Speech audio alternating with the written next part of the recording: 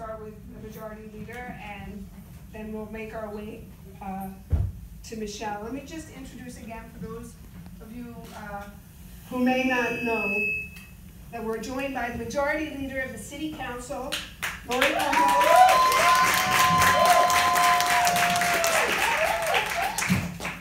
who also recently had a little boy, Prince, who's a charming, who I'm sure we'll hear more about. But she really is an amazing leader in the council, and somebody who comes from a background of art and curating, and so it's even special to have you here in the Jamaica Center for Arts and Learning. Most of us are familiar with our own councilwoman, Adrienne Adams.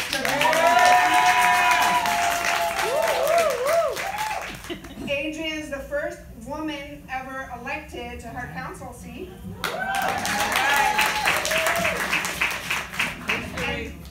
And just like the congressman said outside, we need to get 21 more of Adrienne out of the spotlight.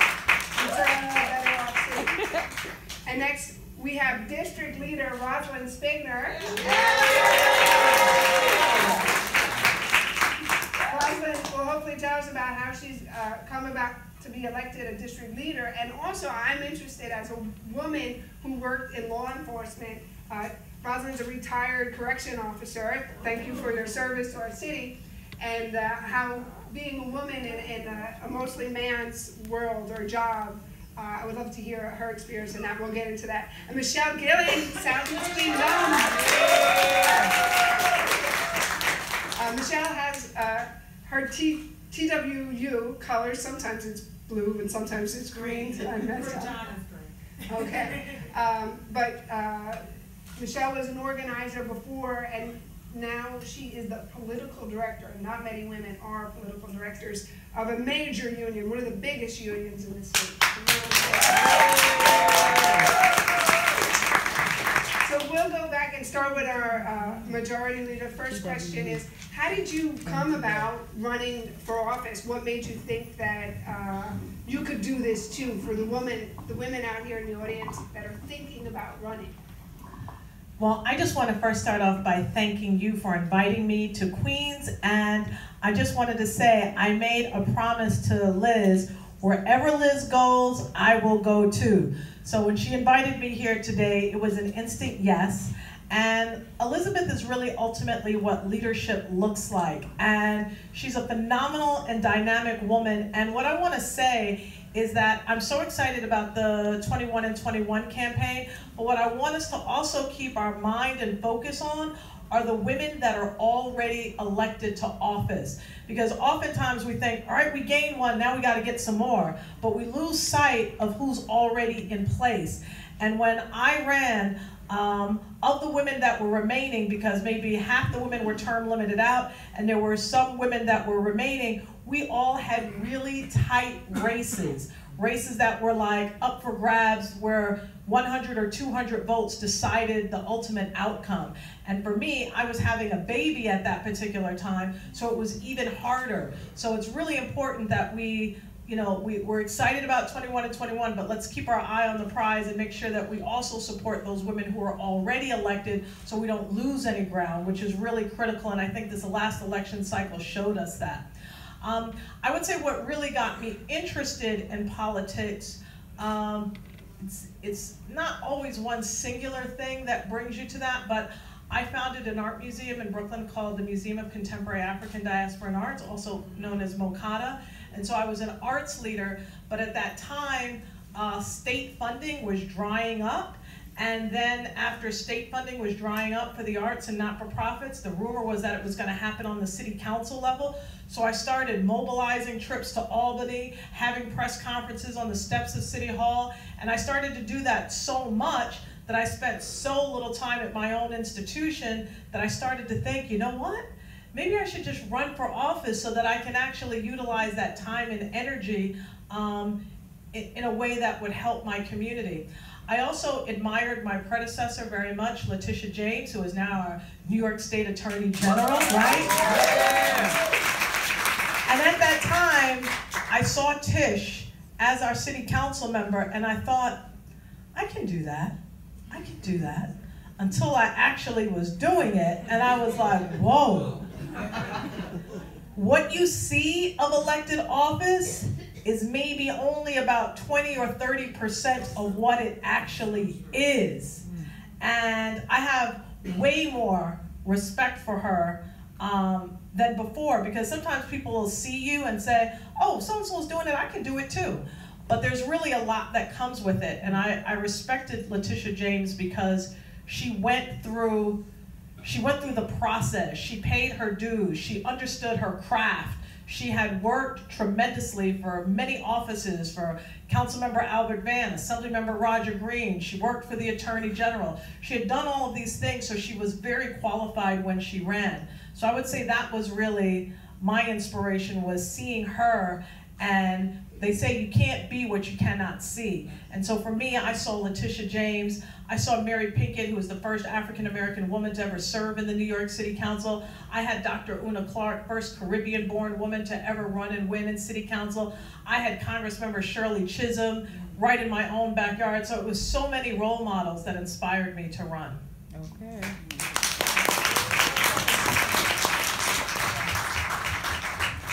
Lori and I, you know, we have this synergy because we're both Spelmanites. So we have this synergy going on in the council. So you'll excuse us if we get a little, Lori and Adrian thing going on, but that's just what we do. First of all, thank you so much, Elizabeth. Thank you, Maura, for this wonderful opportunity and our wonderful organization, 21 and 21. It's just so great to have this avenue to be able to speak out and speak up about this deficit that we have in the New York City Council. You know, when we lost Elizabeth, and Elizabeth and I have known each other for a few years, Elizabeth supported me when I ran for Senate in 2016, and she supported me at a time where I didn't have a whole lot of support. So I just want to make it known publicly out here that she's a very, very special person. She's very special to me. I watched her in her term, which turned out to be, unfortunately, her last term, which may have hurt me almost as much as it hurt her.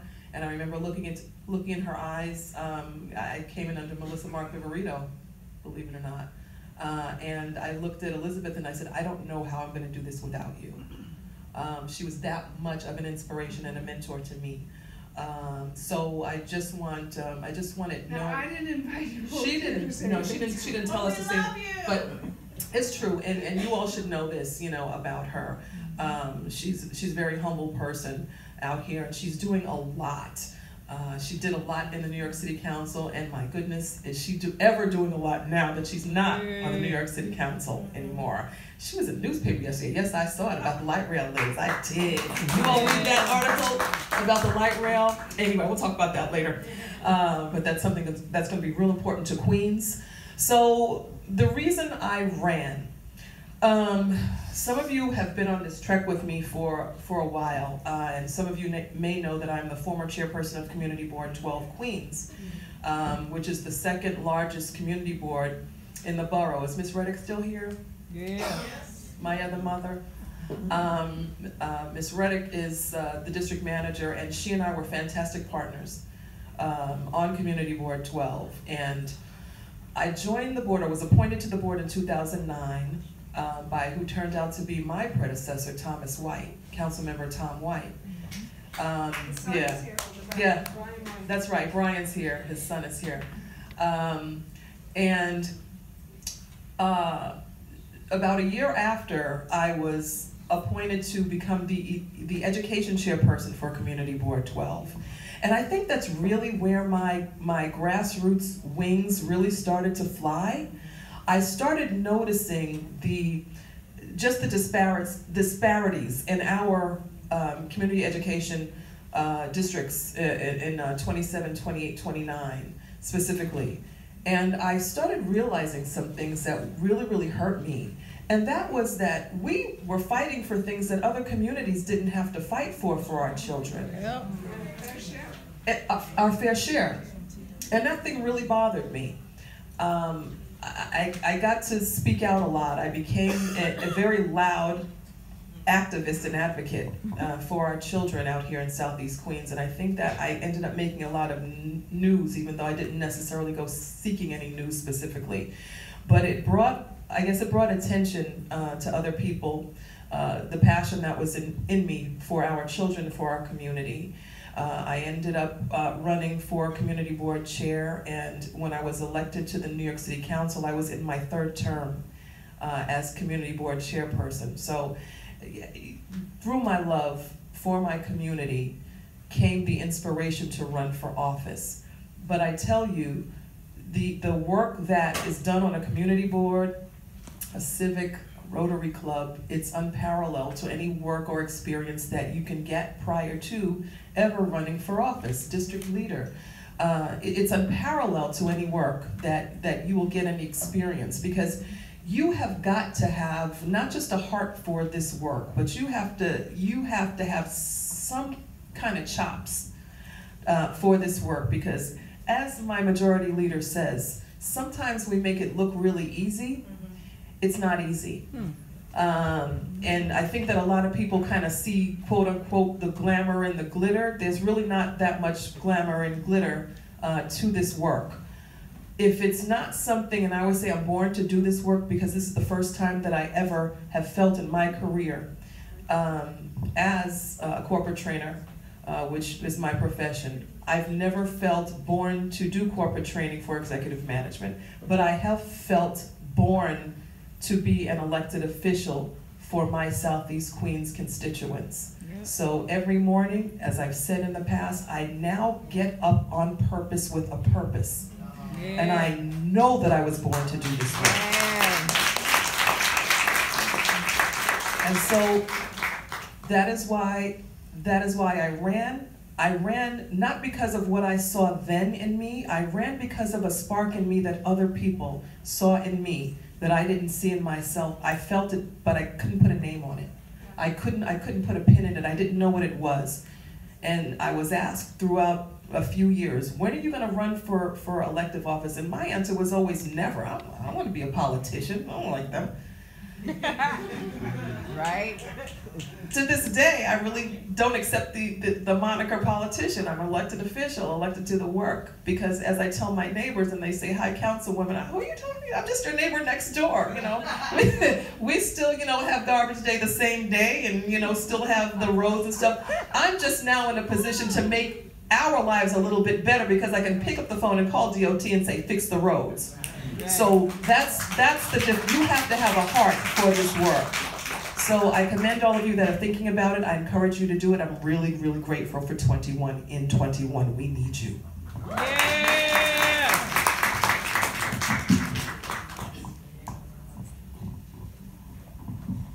We need you. Good evening. Good evening. Thank you, Liz, for having me, and thank you, 21 to 21, or 21 in 21, for what you're doing for women. Very, very important. Thank you, and I appreciate you for it. My journey actually began, I've always ran for something.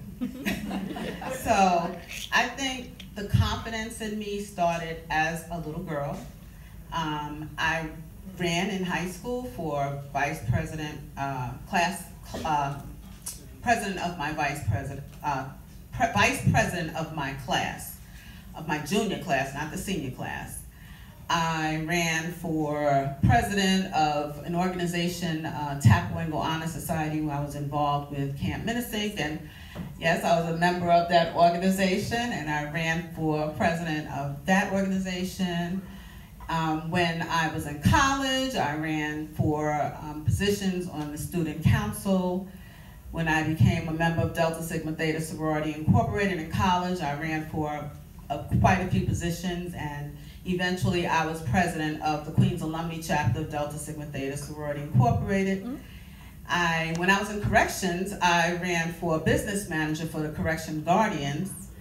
And so running for office for me is always something that I just felt that I needed to do. And I love it. And not only just running for office, working on campaigns, I'm really a behind the scenes person. My first campaign that I worked on was C. Virginia Fields when she ran for mayor of New York City.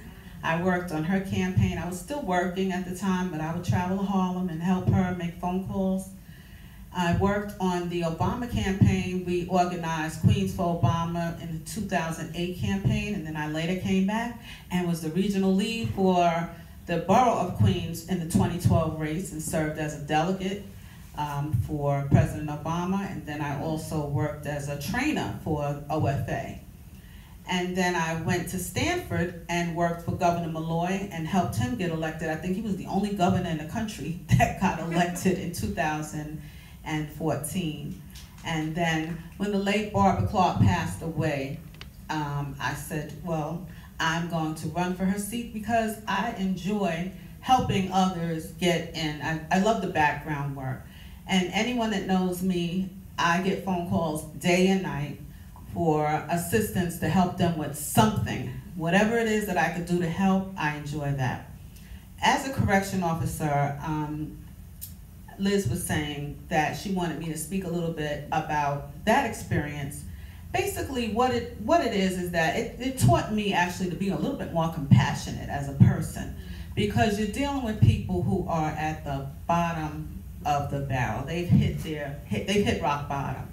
And so when you see people like that every day, because they're people are people, you see people like that every day, they're incarcerated, they have exhausted all of their possibilities, you develop a sense of compassion that you never knew that you had. And so when correction officers are always painted as, you know, these brutal beings, it's so not true. It's so not true.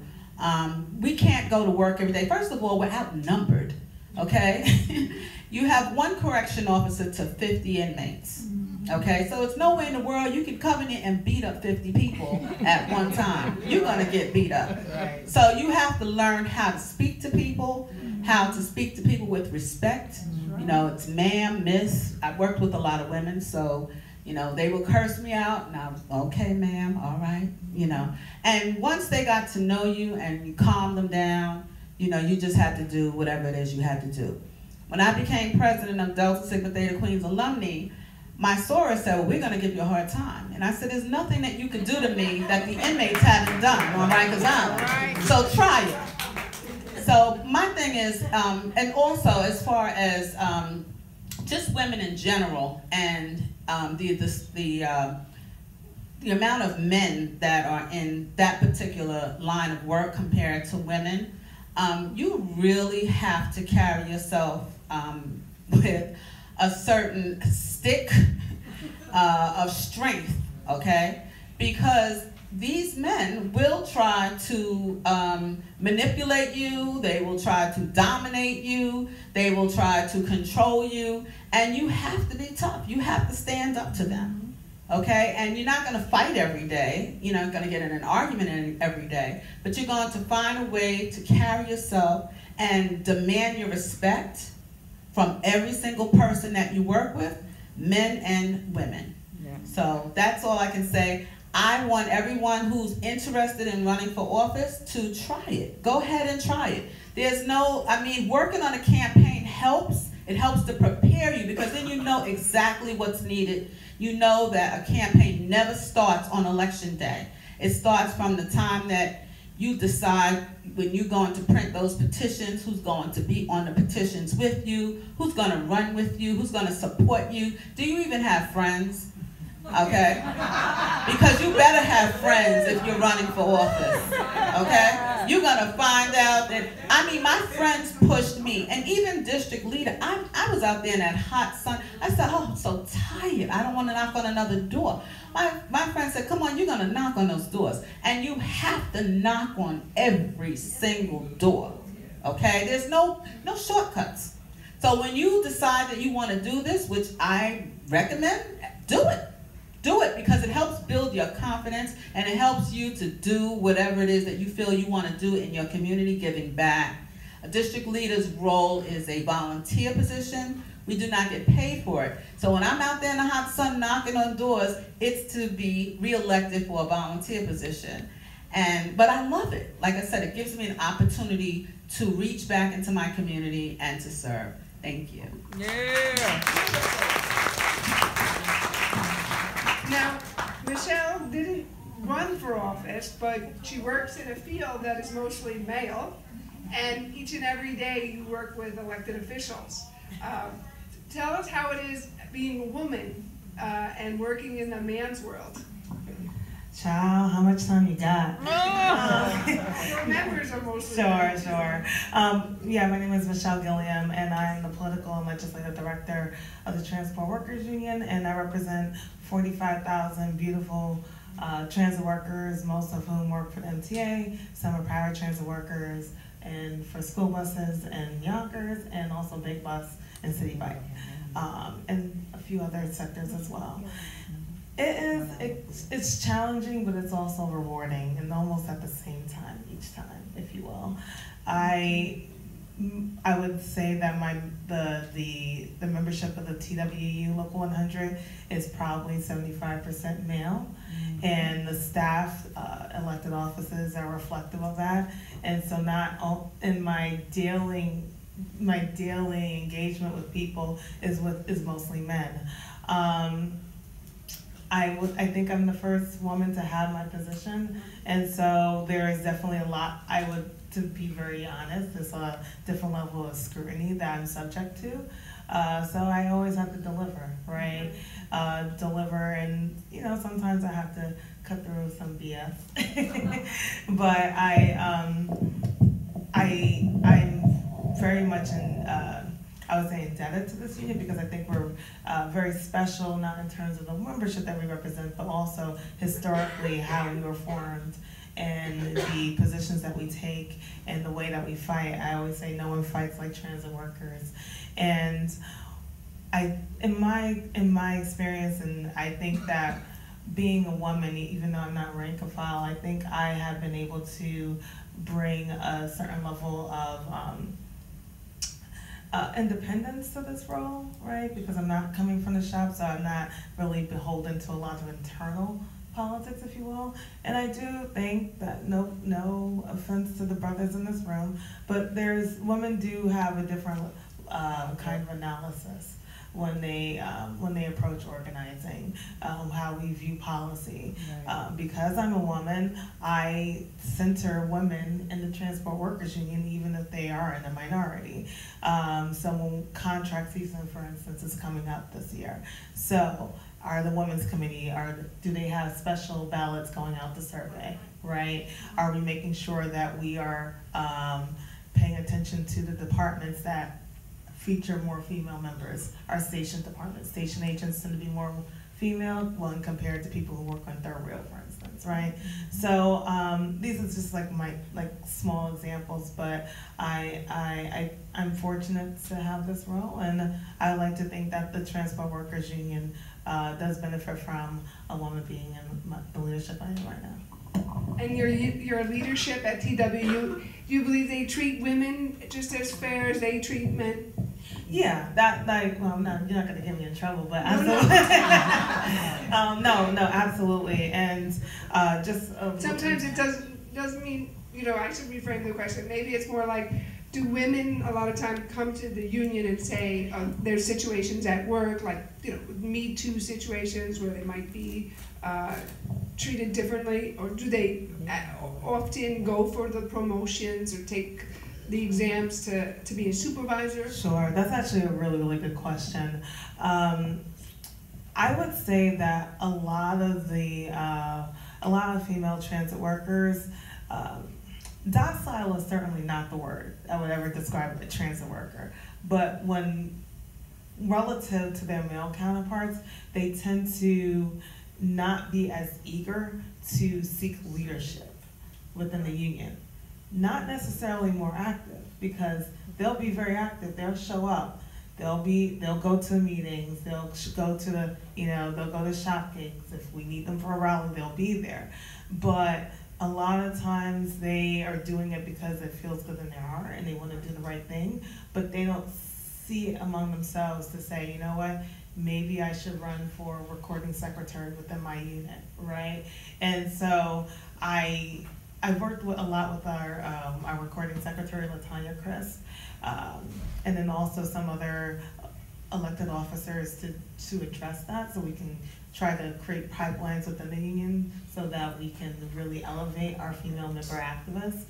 And I would also just like to say, I was being facetious because I know you know John and Tony very well, the international and the local president of our unions. They go back with Liz and they give their regards, by the way. But John called me when I was on the campaign world in 2016. I worked on both the Bernie campaign and the Hillary campaign because I have sense. And y'all know he ain't got no sense. Come on, Southeast Queens, you can act up a little bit. No, but he actually called me when I was still working on the Hillary campaign, and he really wanted me to come back to the TWU. And honestly, I wasn't sure if I wanted to maybe go to government, maybe do perpetually like campaign work. I wasn't sure, but after he who shall not be named was elected, I was like, I need to come back to my family, and that was later. And we're gonna go to Rosalind. Hey, he who should not be named got elected. Since you worked on so many campaigns across the country, what did we do wrong? What could we do now to ensure that we get a good Democrat in the White House and maybe even a woman? Do you have a favorite? Not yet. I want to see how they, during debate and, once they're out there on the trail, just want to kind of get a different feel. I think what we can do better is to be more supportive. So I think that when we had the Democratic nominee in 2016, we did not support her. I ran phone banks out of an office daily. And I can tell you that there were days that I was the only one at the phone bank. The momentum wasn't there. When we ran the Obama campaign, we had bus loads every single weekend. The buses weren't even full, even for Obama. I'll tell you the truth. 2008, they were full. 2012, they weren't full, but we still had enough people to actually go down. We had people in every single borough going to, New York was assigned to Philadelphia. And same with the Hillary campaign. New York City was assigned to Philadelphia. We just didn't have the, and once we found out that, we had Russians that were manipulating the internet, that were all of these conspiracy theories, I received emails with people telling me some crazy stuff. And it was just circulating. It was really, really bad. So I think that it's hard when you're trying to, select a candidate, but once we get down to that nominee, I think we all need to come together and work around whoever that nominee is and be much more supportive than we were. Can't just drop the ball. Absolutely, we cannot take 4 more years. Absolutely. Next question for Adrian. How can we take on Trump locally in the city council? Oh boy, how can we take on 45 in the city council? Wow. I think it goes a lot, to what Roz just said in the big support factor. It's not going to be an easy lift. And I think that we need to face facts that this is going to be an extremely difficult race. So when we take a look at the race that is to come for president, we have to go in with such a fighter spirit, probably one that a lot of us have not taken on to this magnitude before. And that's only going to happen if we really, really, really understand the magnitude of damage that has been done to this country as a result of this counterfeit president. So we're going to have to take a really, really good look in our communities and organize in our communities. And I'm calling the council a community because we're all responsible for our communities. Yeah. So when Roz goes out, Michelle, Lori, and I, when we go out into our communities as members of the council, quote unquote, we're going to have to be very, very definitive in our language. We're going to we will not be able to soft soap this election. I think that the gloves are going to have to come off very, very early. We're going to have to expose this person for who he truly is, because believe it or not, some people still don't think it's as bad as it is. Right. It is bad. When we take a look at the corners of damage, the layers of damage, the generational damage right now, okay? For families that are being devastated. And we can talk about the immigrant policy and all of that. We know that is horrendous.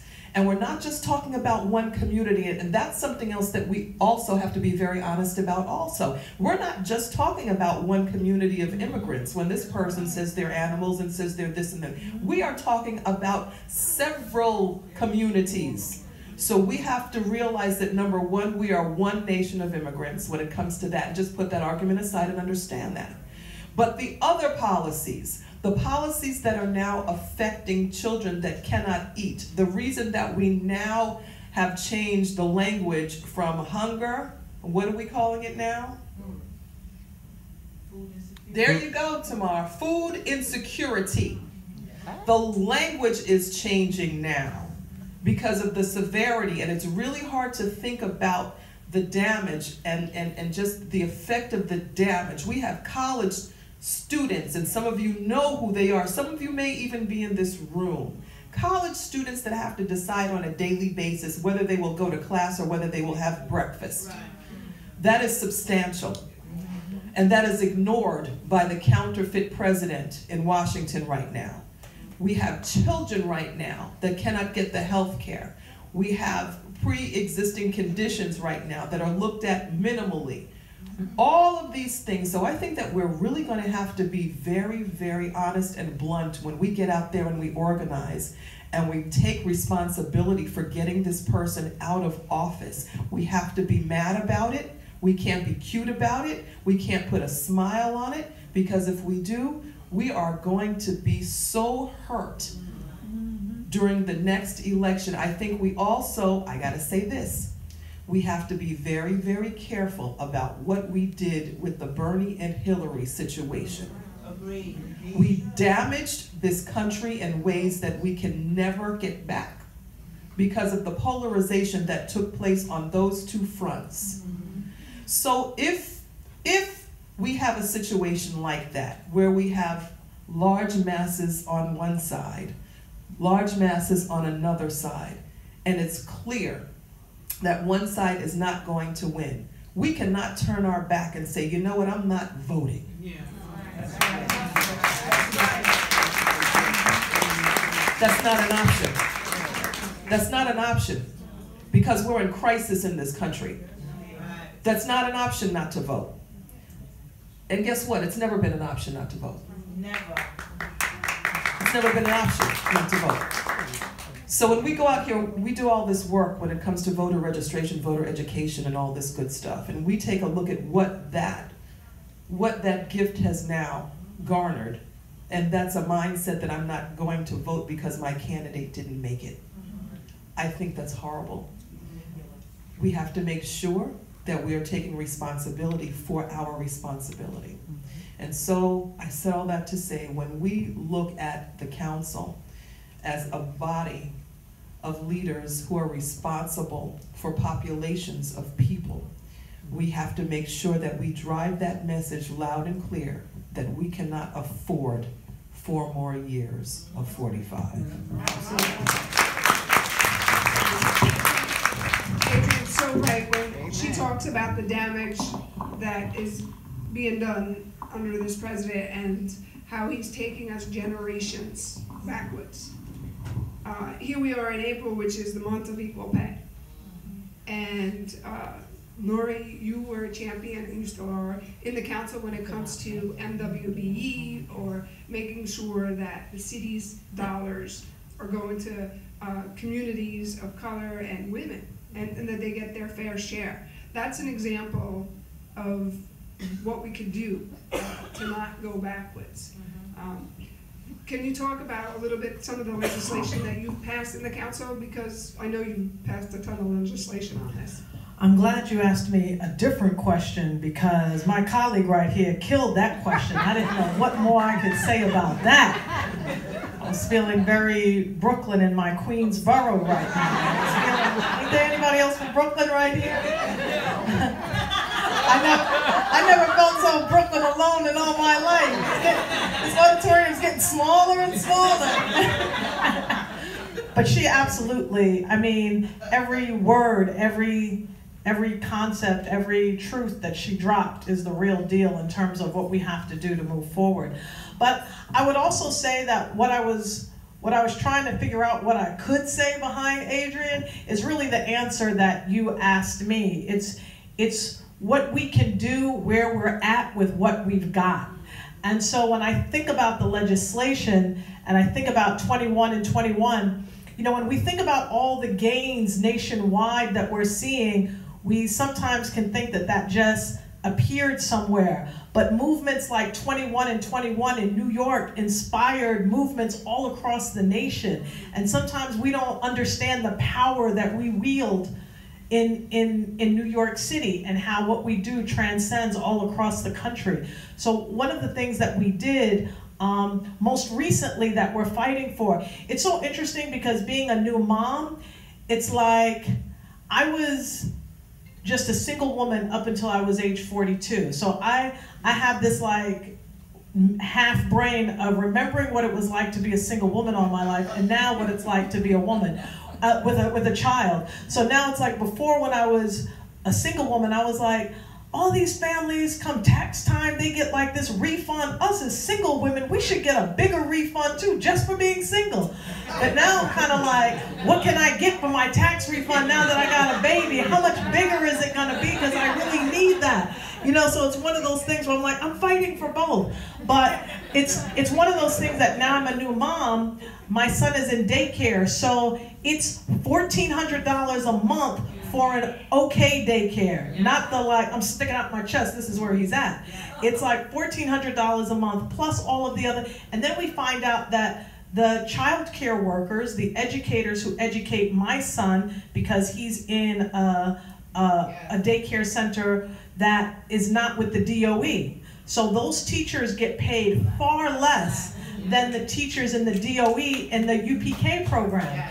So I'm dropping my son off to women who are looking at me every single day like, what you gonna do about this? And so every day, what you gonna do about this? Every day, what you gonna do about this? So it's like, because I'm in the space, when I go to work, I gotta fight for them, because I can't go back home and say, how's my son doing? And I couldn't get you that raise.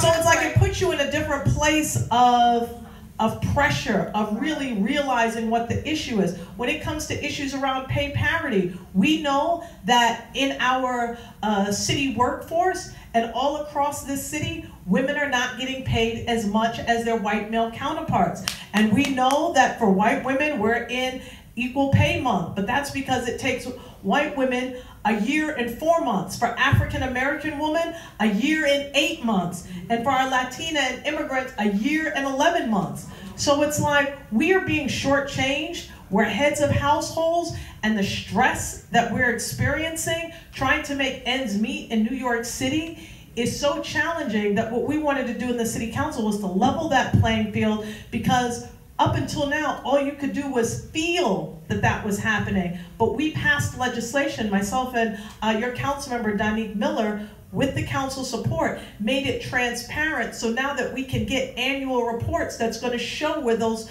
disparities are happening, so that you can bring that forward now.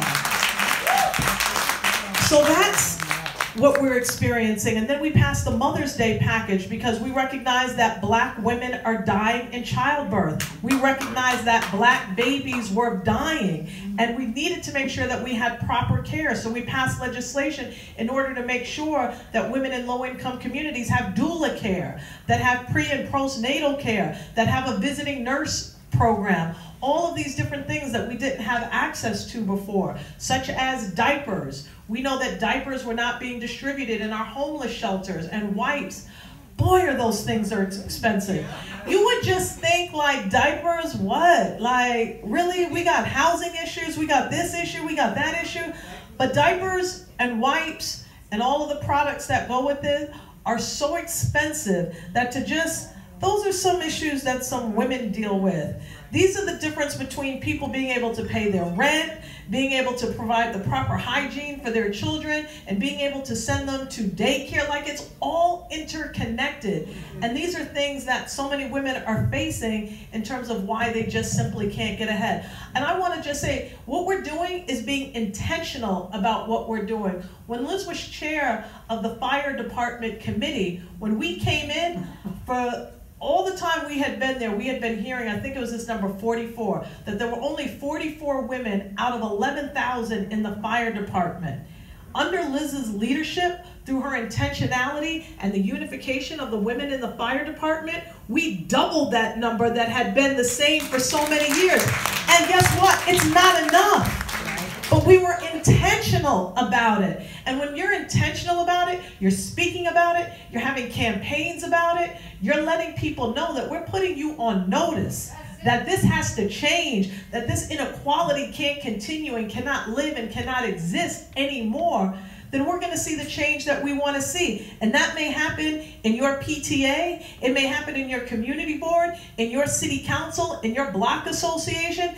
And that's what I feel we can do to use what we have where we're at in order to create change. And that's why I'm excited to be a part of this movement, because when we're talking about 21 and 21, I know we're going to be more successful than 21 and 21, because every single council member I know, they've been put on notice that it is not politically correct to be out here supporting anything but a woman next time around. So they know.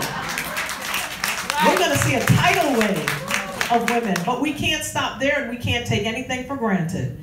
And so I just want to put that out there, and just, you know, and as colleagues to continue to build each other up. Because when I ran for my second term, there were so many of my colleagues, particularly women colleagues, that came out to support me. So I remember, and Liz probably knows this, we're a little bit more collegial in this term. But in the last term, we would fuss and fight all the time, the women colleagues. But when I went to run for office, my colleagues who I had been fussing and fighting with all the time, because we fuss and fight, and they see me having the baby and I'm running for office, and they see my competitors running a very nasty campaign, they were like, we're about to get out here and go to these churches and knock on doors for you, because you deserve to be in this position. The way you fuss and you fight with us, we know you fuss and fight for your community like that, and we're not going to see you taken out of here. So it's like, we're really, you know, a dynamic group of women, and I always feel a special bond with them, because I know that these are ultimately the toughest, battle-tested women, most intelligent, most compassionate, hardest working. I mean, anytime you go to a meeting, there's like 5 or 6 of us in each meeting, and you're like, there's only 11 of us, but it's like a different set of guys every time. That's because we're trying to be everywhere and do everything and speak on every issue and make sure that there's a voice on every committee as best as we can. So we're really running ourselves ragged doing this, but it's a beautiful experience, and I continue to want more women to run, because it's the toughest thing you will ever do in your entire life, running for office, but it's the most rewarding experience, and the ability to come back to those daycare workers and be like, I did it. It's like the best feeling in the world. So I strongly encourage everyone, you know, to think about it. And even if you don't feel like I want to run, support a dynamic woman who is, and lift a dynamic woman up who is. Like, I met my sister girl's co-partner. I call it front and back. You got to have that front and back person that's going to watch your front and your back and all sides, because they're coming for you. when you decide to run. And they're not all gonna be men. That's right. I had some vicious women run against me. So, you know, be clear about that. You've got to have an army of dynamic men and women to build you up and encircle you and to lift you up. And when you're running the first time, boy, what they will put in the tabloids about you, what they will put on the blogs about you, what they will put in mailers about you, what they will put underneath someone's door about you, what they will put out in a phone call about you, can make you go crazy. So you need those people who can like hold you down and lift you up and let you know that like your work will speak for yourself. Yeah. That's why, like what my sister Adrienne said, she had done the work. So I do support people running, and I do support women running, but I do reserve my opinion to say, have a strong record, a strong track record that can speak volumes for you. Have a commitment in the community. Have people know who you are. Have people have seen your leadership. Have the fruits of your labor be visible and seen so that when they come with all of that, you have an army of accomplishments and things and people who can speak up for you. Thank you, Lori. Hey, Brooklyn's got to come to Queens more often. But it's so true. Women candidates are treated differently than men candidates. And Adrienne is going to be our only woman returning to the city council out of all of the council members. There are 14 in Queens. 11 are term limited, and Adrienne's the sole woman. No pressure. We're going to make sure you go back, of course. She's going back. And then you have more sisters in the resisting Donald Trump, strengthening our city. When you look at Queens, LaGuardia Airport is just under construction, and not much has happened in terms of partnership and knowing who's getting the jobs there, as much as it seems like every crane is up in the air in your community. So you did something. When you came to Jamaica, the development just spurred. But how do you ensure that the jobs that are getting created are open for women? Or I know I've heard of a lot of different boards that are being put together, so if you could talk a little bit to that. Sure. That's a great question. I don't know if you all have noticed, but Southeast Queens is getting a skyline. Yes. You look around, depending on how you feel about it, I'll be quite honest with you, and I've said this for a long time. We have been in need of a facelift in our community for years. Our community has been one of the most devastated and blighted communities across the board. Specifically, I'm speaking about my District 28, but I can look at 27 also and see where I grew up in Hollis in District 27. So I can see where, things have deteriorated quite a bit in 27 also. But in looking at my district in District 28, we haven't had too many allies across the years to help us. We've been neglected, and I'll get to what you're asking. But I just wanted to, we were neglected for a long time. We were underfunded. We were ignored. We're pretty much stigmatized because every time you see a quote-unquote crime and they put the name Jamaica underneath, which not necessarily isn't even Jamaica, but it's just because we are used like that. For whatever is negative that goes on in Southeast Queens, and then the next day you look and, hey, that happened in Springfield Gardens. That wasn't even in Jamaica. So, we've been through a lot as a community, as a district.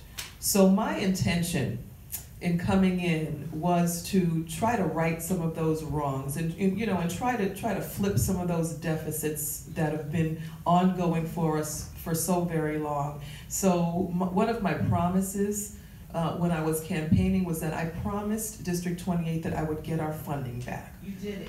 And I got our money back. You're right, Tamar. I got our money back.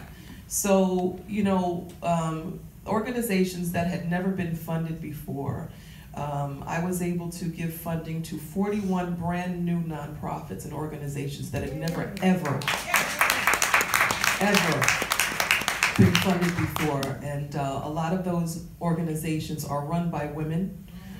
And a lot of those organizations have things to do with just more than just tunnel vision. It has to do with a broad-based scope where it has to do with families, has to do with taking care of children, has to do with nurturing our whole community as opposed to just one specific item. When I came into office, there had been very few good things that had gone on as far as our schools, and I told you that I was education chair for Community Board 12. So another thing that I said I was going to do, I was going to make sure to make sure that our schools got expense and capital funding. So for one particular district that hadn't really seen a whole lot of money, I was actually able to do almost $3 million, and for the other one, just under $5 or $6 million. So in trying to, and that's for our children. So in moving things forward, and that's year one.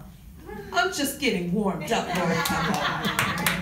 So that, you know, but I said all that just to get to Elizabeth's question. In looking forward, I like to think that this year that I've been on the council, I've been able to look forward before looking forward, if you know what I mean, and have an idea of what already needed to take place before I was ever in place, because I lived the deficit in 28.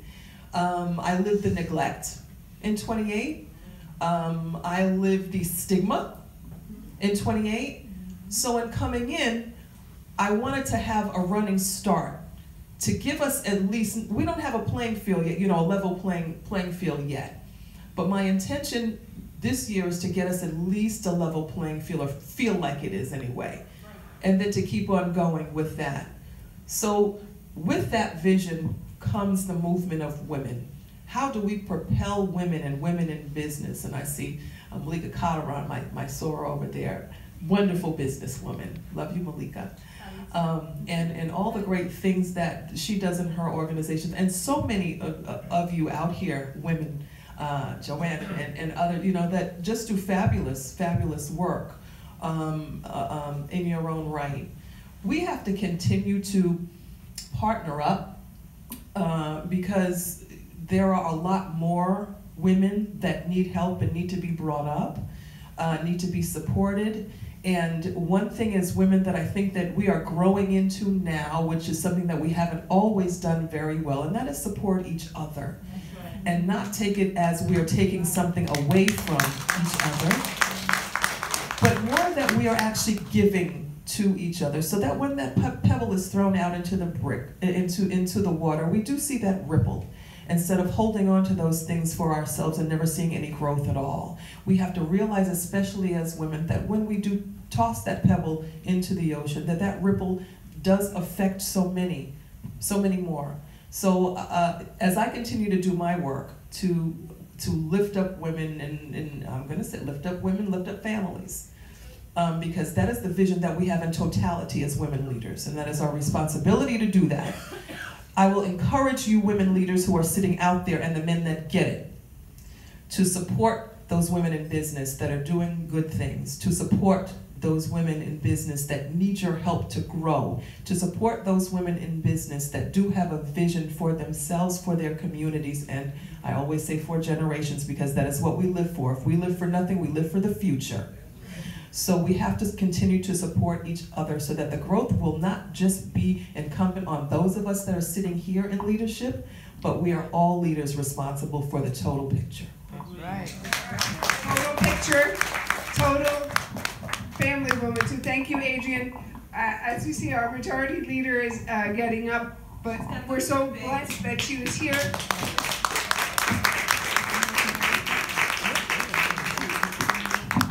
My child care about to run out.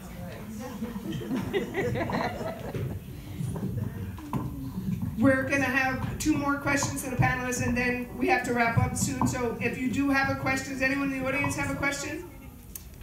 No? No, yes. Okay. Okay, oh good. I have a question. All right, good. So we'll get there in a minute. I have 1 more question for each of the panelists. We gave 2 to each, and now we're at Rosalind.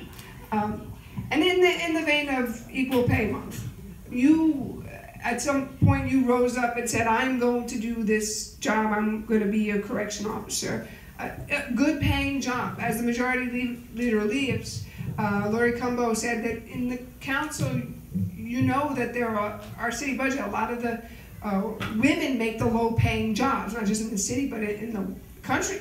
But what can we do to make more women want to be, and by the way, do we have female firefighters here?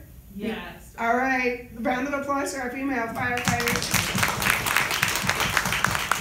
I know Regina was here, and Serena, leading both the Vulcan Society and the Women's United Firefighters. We appreciate them being here tonight. But you make good salaries in those jobs, much better than a child care worker. And we need more women to rise up into those jobs. How can we do more of that so we can start to level the playing field when it comes to equal pay? So I worked in an equal pay profession, thank God. So I didn't have to worry about competing with male counterparts. But before I was a correction officer, I worked in corporate America. I worked for AT&T. So I was a victim of that at one point in time. I think that, and actually I was there when Lori signed the bill, when they had the bill ceremony with Mayor de Blasio, the day that they had the equal rights bill, when the celebration at City Hall. I think that for women, for women who are not receiving equal pay, and there basically are people who really don't fight for themselves. That's another issue. True. When they have the power to fight, they don't fight. True. And they don't stand up. You don't have enough Ella Bakers out here, okay? You don't have enough Shirley Chisholms out here, Barbara Jordans out here. Women who actually got out. I mean, we have Maxine Waters, who's out here fighting. But I'm just saying that we need to have more women that are fighting. And the one thing about the district leader position in New York State is that they give that position, those positions are for a male and a female, okay? So every district leader in New York State, sometimes it's 2 per assembly district. In Manhattan, you might have 3 or 4 or something like that. Women who are out there and you need advocates, go to your female district leaders who have nothing to lose but to go out there and fight for you. They will go and sit with the legislators, because 9 times out of 10 they have relationships with the legislators. You can write a bill. You don't have to wait for your legislator to write a bill. We can sit down and write a bill together and present it to your legislator and say, this is what we want you to do, okay? So a lot of it starts with us, okay? It starts with us. And I hope I'm answering your question, okay? Yeah, so it starts with us, and we just cannot be afraid to stand up. A gentleman said to me, I was at a meeting this morning, and a gentleman said, God, you're so brave. I just love you so much. And I said, what did I do? I've always had a big mouth, so I really didn't know that I did anything special. But he basically complimented me because I had to stand up. They tried to tell me to sit down. I asked 2 questions. I said, well, I'm going to ask 3 and 1 more, 4. Because I didn't finish getting out what I needed to get out. And no man is going to tell me to sit down. And I got up and I had to say whatever it was that I needed to say. And I asked my 2 additional questions, and then I sat down. And women have to stand up for themselves. Corrections didn't do this for me. I was bossy when I was a little kid. Okay, anybody that knows me, I was always like this. So stand up for yourselves, and if you're afraid to stand up, go find another woman who's willing to stand up for you, because no one is going to stand up for a woman like another woman. Thank you, Robin. If I'm a candidate, right, I'm thinking of running, what value does the union bring? What value would an endorsement from TWU do for my candidacy, or for any woman here thinking of running? Sure. So the Transport Workers Union, for people who really follow labor politics, we're a very, very interesting union. Maura's laughing very audibly for a reason. You have people who love us and people who hate us. And it's because we are trained to fight, because that's what unions do. To our core, we fight. People credit the labor movement for things that we know about, the 5-day work week, not having children work at 7 years old, et cetera, et cetera. But even right now, I always say one of the reasons why I'm married to the labor movement is because it encompasses the things that I really value the most. If you, like the Sister Rosalind was saying, if you want to close or better close the gender pay gap, get yourself a unionized job, right? A bus operator, whether they're, girl or boy, if they're 4 years in the job, they're 4 years and 1 year away from making top pay, right? Right. When you look at unions like the nurses union, you look at DC 37, membership skew female, right? It's very, very important for them to have respected and empowered contracts, because that's the best way to uplift the floor.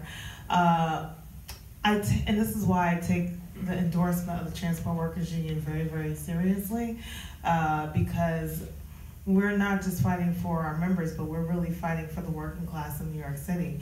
And I have to be very honest. While he who shall not be named is asinine and terrible, there are a lot of fights within our own backyard. And this is why I'm very, very, you can clap to that, because that's right.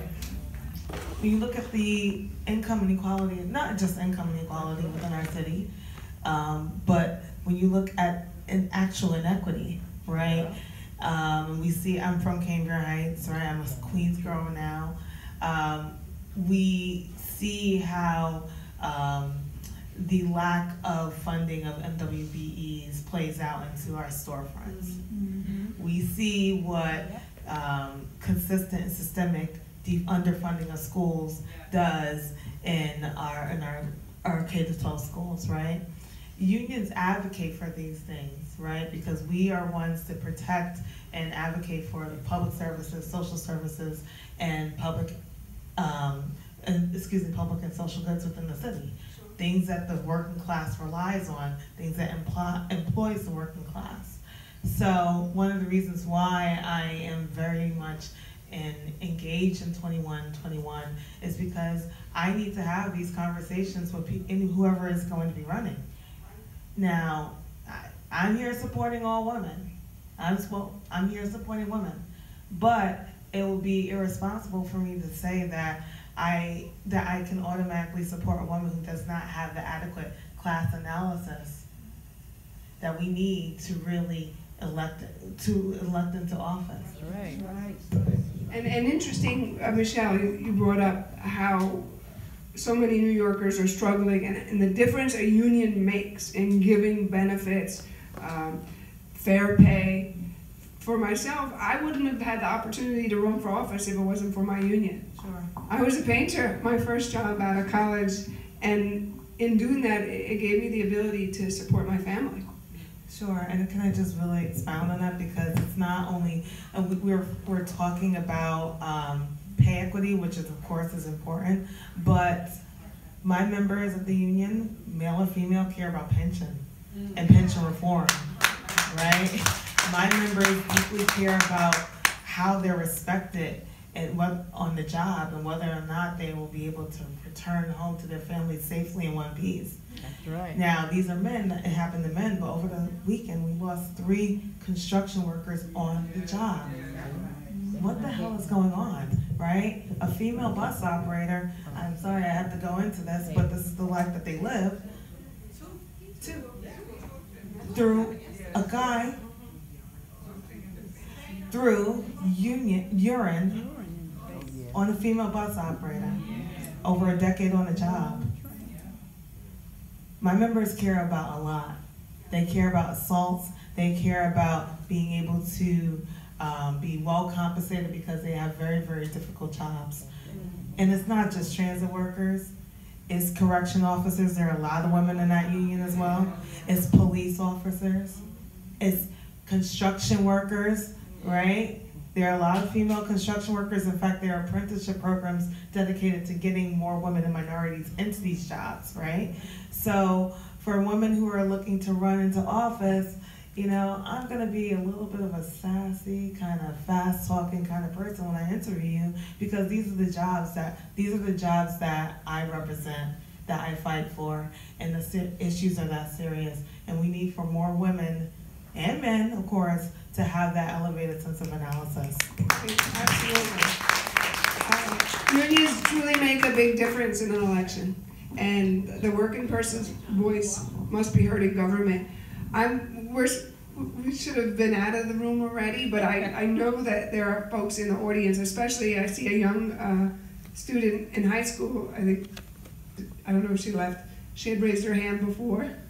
Is there anybody here with a question? There we go. No, we're going to take the young girl first. I'm sorry, young woman. We'll get to you. I promise.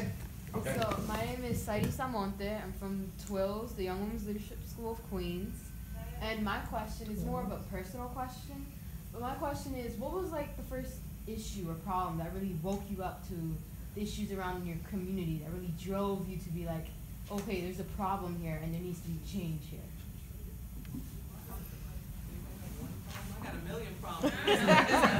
Right? I was just going to say, the first thing that I ever experienced was in elementary school. There was a lady who used to come, Miss Sargent, and she used to walk us home from school. And, you know, in Queens, you have alleys sometimes. And a kid just from nowhere jumped out and snatched her pocketbook.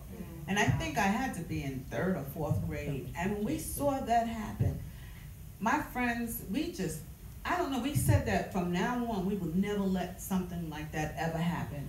We vowed, and at that time, to walk home from school together in the middle of the street, in a pack, you know, and to make sure that we stuck with one another. And we're still friends to this day. But we stuck together, and that was the first time that I ever saw a crime committed right in front of me. And just how we felt about it, and how we wanted to protect this woman, and how we vowed that we would never let anybody do that to us again. I'll be quick. The first thing that really got me into activism was the Iraq War. I was in high school during that time, and I grew up with the Bush years, and I thought, you know, after Obama was elected, I was like, whew, we put the dark ages behind us. Well, we didn't. But yeah, so it was the Iraq War, and I got on the train, took the F train down to 2nd Avenue, walked to Union Square, and it was one of the most invigorating experiences of my life, because there was just a sea of people. And I think what really resonated for me is because it was war, right? An illegal and unjust war. But at that time, Bush had already done so many terrible things, like stealing an election, mismanaging another, instilling fear into people. Remember that, right? So don't sanitize this guy. Don't sanitize Republicans, because they're the devil. But that was the one thing that really got me into this body of work, because even though we lost at that time, right? It's a reminder that, you know, John Samuelson, he says this all the time, the international president of TWU, when you fight, you may not always win, but if you don't fight, you're damn sure gonna lose. That's right.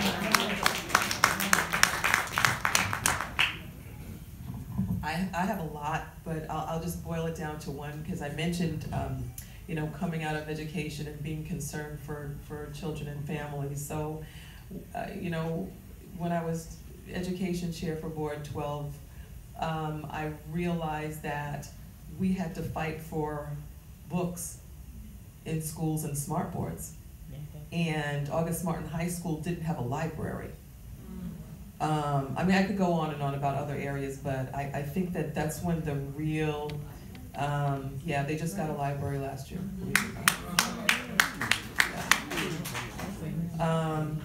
So, you know, in coming from, you know, from our community, again, just the neglect, you know, and the deficit that we've been under, and we've been oppressed, and we've accepted oppression, because that's just the way it is.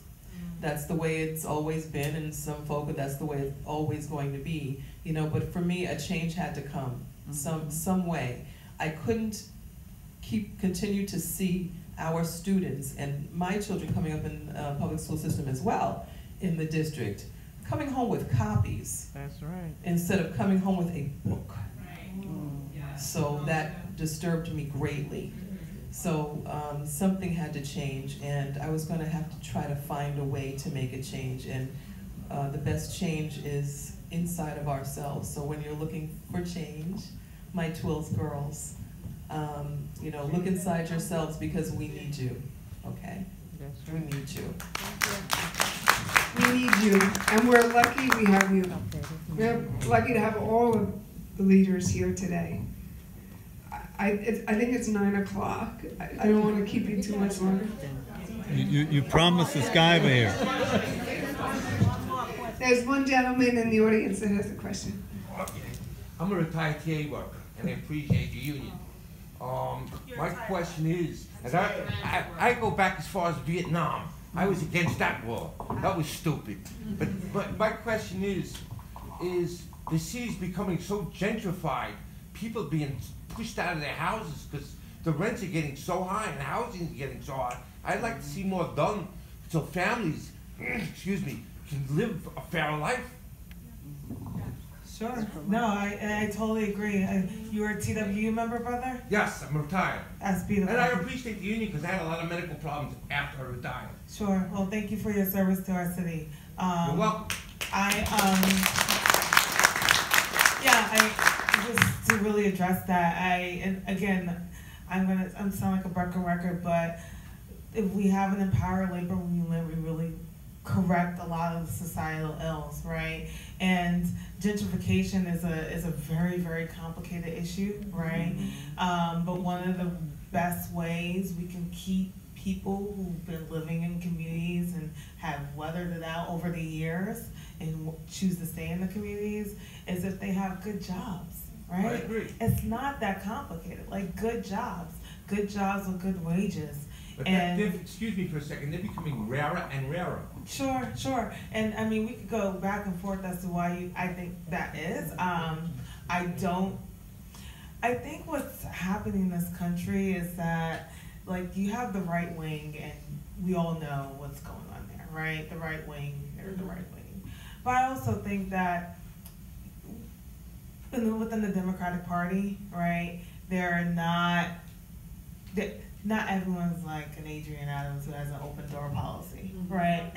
Not everyone's like a Donique Miller who's actually a rank and file bus operator who decides to go and work into governor, right? Unfortunately, we have people who think that labor unions are archaic and think that we're a nuisance, right? No. And what we really want is accountability, right? We want accountability and we want fairness. A sense of fairness, I agree. And you made a really, really good point, Councilwoman, when you talked about not replicating what happened in 2016 without the polarizing within Bernie and Hillary, because I believe more in Bernie's message more, but after after his campaign was over, I knew what I had to do. I had to support my second choice. Right. And my second choice was actually a pretty good choice, right? And I think that I'm sorry, I just lost my train of thought, excuse me. But I think that people in the, one of the reasons why I work in labor is that I'm not used to always getting my way, right? Which I thought played out in 2016, right? It's such a thing called collective bargaining. You go to the table wanting everything, you walk away getting something and hopefully enough, right? And I don't think that in this political climate, enough people get that. It's a lot of narcissism, it's all about me, it's the selfie culture. And unfortunately, that's what's really pushing people who should be in coalitions together, the Democratic Party and Labor and Progressives, is pushing us apart, and that really, really makes me nervous.